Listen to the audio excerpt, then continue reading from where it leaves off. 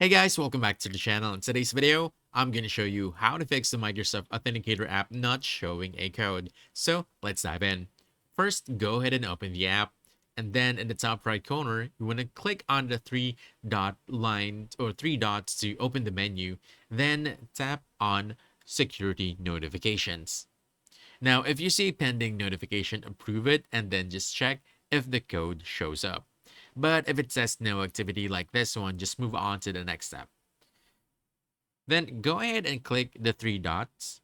This time, go ahead and choose settings, then choose notification settings.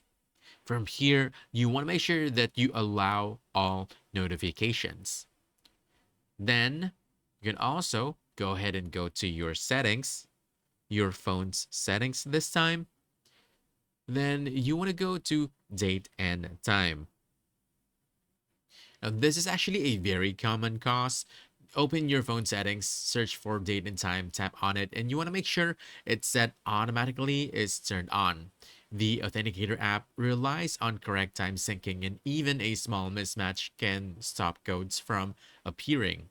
Now, if the code still isn't showing, try this final fix.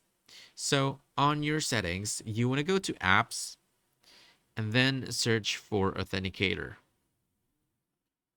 Now, what you can do here is you can force stop the app and then relaunch it and see if the code shows up.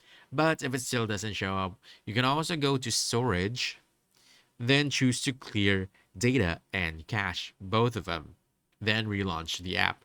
But if it's still not working, go ahead and try to uninstall the app and reinstall and see if this fixes the issue. This actually refreshes the app files and normally fixes the issue. That's it.